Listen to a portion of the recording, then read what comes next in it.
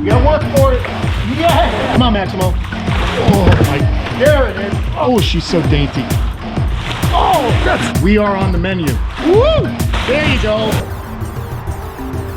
Ooh, boy, we are gonna have some fun today. I'm here with Jim Darlington at Maximo's enclosure here at the St. Augustine Alligator Farm. I love this place, and they are giving me some unfettered experiences today. What are we gonna be doing here with Maximo, bud?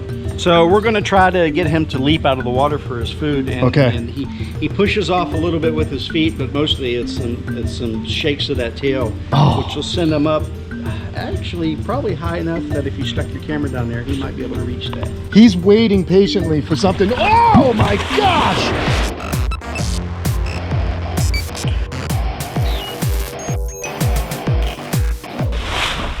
Dude. It's a whole lot different up here. Now, this is an experience to a degree. I'm getting a little bit more of an experience today, but some people, the guests can actually book this experience, right? Yeah. So through our education department, guests will sign up for this, and we line them up over there, and they get this this above ground view of Gomek doing his whole show.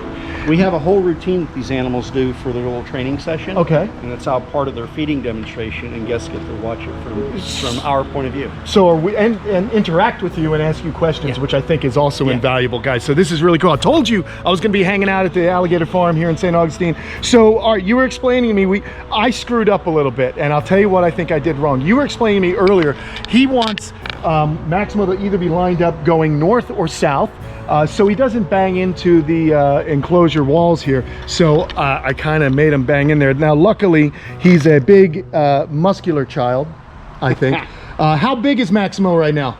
He is probably approaching 16 feet right now. 16 feet. It's crazy when you're here and you really get to see the size of an adult male saltwater croc. It's really awe-inspiring, guys. Like, just when I walked up here, you know, I just felt like, wait a second. I actually did this, guys. I was checking all the pickets here on the fence, because you said yourself, you guys don't lean on it, right? Not really. No. Yeah, I mean, just in case. Oh, and look at Sydney.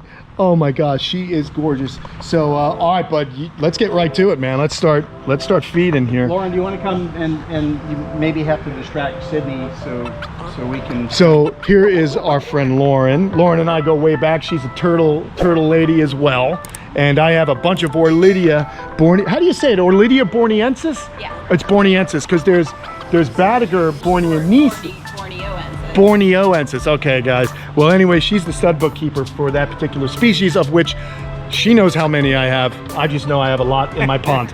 So I am the home for wayward Orlidia turtles, but we're talking crocs today. Hey, this is yours. You did. Oh, this is mine? Well, then this is yours. Keep I will so take what do you this. want me to do? How do we line them up properly, man? Like, how does one line up a 16-foot crocodile? Does he listen to voice commands? Yeah, call him. Maximo. I'm gonna feel really cool. Maximo. Come on, Maximo. All right, he's lined up, so I can stick this way out. Maximo. Come on, boy. And hold it up a little higher. A little higher. Maximo. Come on. No way. Come on, Maximo. Come on. You gotta work for it. Yeah. That was awesome. Man. I fed a saltwater croc today.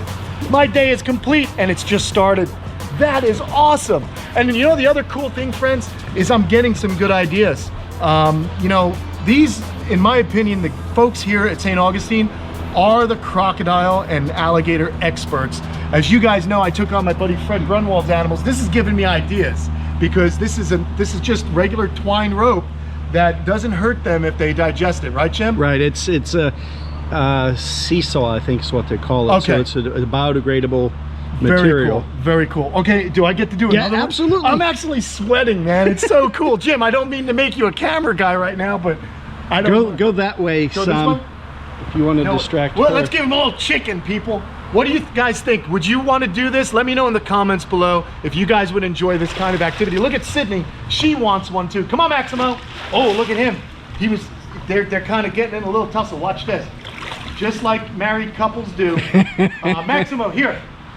Maximo. Maximo. Come on, boy. Come on, Maximo. Good man, good man.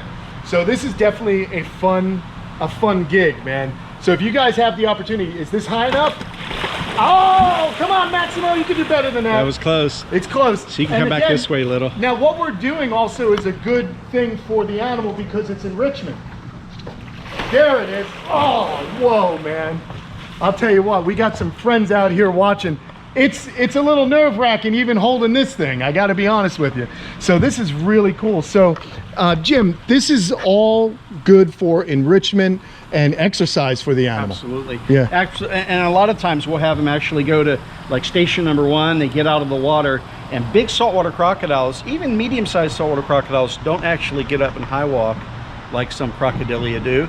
So he'll get up and then he has to drag himself across the enclosure to station number 2 by that ladder. Okay. Then he gets reward there, and then he comes in and does the leaping part, because in the water that's the easiest part. Oh, okay. So he's actually, exercising. yeah, you're so making a for his move. shows, we require him to do that. This A to B to C. Interesting. Okay, and look at Sydney. I mean, she is poised, ready for the attack. How long has Maximo been here at the farm? 2003 is when he came here. And he's 51 years old. 51 years old. Let's see how well. She better hurry up. Oh, she's so dainty. She's so graceful. He's like a big lumbering. I mean, look at this guy, guys. I'm gonna risk it a little bit to give you another look. I don't want him to hurt himself. No, he's good. Go that way. Go this way? Yeah, come on, Maximo. Come on up. View. Come on. This is the last thing you'd see if you were to encounter him in the wild. Come on, Maximo. Oh my God. Oh, he clunked a little bit. I'm sorry, guys. Don't yell at me. He's a little clumsy. Yeah, I know he doesn't, but it's I'm putting my feelings on him. If I hit my head that hard on anything, I'd be KO'd. But he's gorgeous, man. You're not talking about hitting your head, dude. Oh, I know. Yeah, you got a little bump there. His dog pulled him into his car a little too fast. Jim's a tough guy, though. But look at that beauty, man. This is awesome. All right, so what else can we do? We do have some more food. So, do you want to feed him, or I feel like I'm having all the fun? We can do a different point of view. All right, let's make him work a little bit. How about we do the same thing? I'll go up behind you. Okay. Does that work? Sounds good, mate. See what I see on your camera. All right. Let's see. What do you think? Can you reach over there? Or? Oh, you got it. Yeah. All right. All right, guys. This is it. Hanging out with Maximo. Come on. I want him up. Up. Oh, that's awesome. But you know what's even a little scarier is that there's a little bit of tension on this thing. Yeah. And you feel like if I were fishing somewhere in Indonesia, just relaxing on my dugout canoe, and something like him bit onto my rod, you're going wherever he wants you to go. That is one fight you will lose every time. Now, there was also another very famous saltwater crocodile that lived here that his name was Gomek, and you actually worked with him. You've been here 30 years. Yeah. That's amazing. Yeah.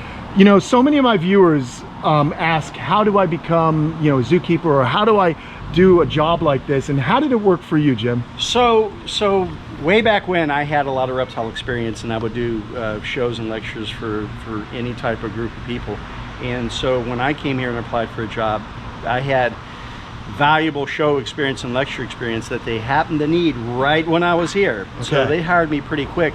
Nowadays, besides staying in school and I mean, there's classes that you can take for zookeeping. Santa Fe Teaching Zoo in Gainesville, part of the University of Florida, they actually teach people to be zookeepers, a 2-year program. But also, anytime that young people can get in with the zoo and volunteer or intern and work hard and do everything they're supposed to do and make good friends at that zoo, that goes a long way. That if one day a position opens up, hey, you're hiring from within. Yeah, that's really cool. That's great advice, and advice that you guys need to take if you're very serious about a career. I've been friends with these folks right about the time I moved to Florida almost 18 years ago. I identified this place. I just love the way it's built. I love the diversity of animals that they keep here. As far as a zoo for reptiles, they are, in my opinion, one of the very best in the United States. As you can see, we're getting a really cool experience here. I don't know if you guys can tell just how big he is. This is about as close as anyone can ever really get to a large saltwater crocodile. You know, there are opportunities in private collections to get in the enclosure with them, but that's not necessarily something that you guys would want to do, Jim. How often? He eyeballs you as the bearer of food and the food item. Right. Because he's so big. He is this animal in the wild, apex predator. Anything that it could capture or surprise is a meal. Oh yeah, and a lot of people think that crocodiles are meaner than alligators, but the truth is that crocodiles are more opportunistic, and in certain parts of the world they're used to including large things in their diet, whereas we kind of luck out here in Florida because alligators don't see too many, you know, zebras and wildebeest. Gotcha. So alligators have adapted to prefer smaller things. Crocodiles will take advantage and grab big things if they have to. And you know what?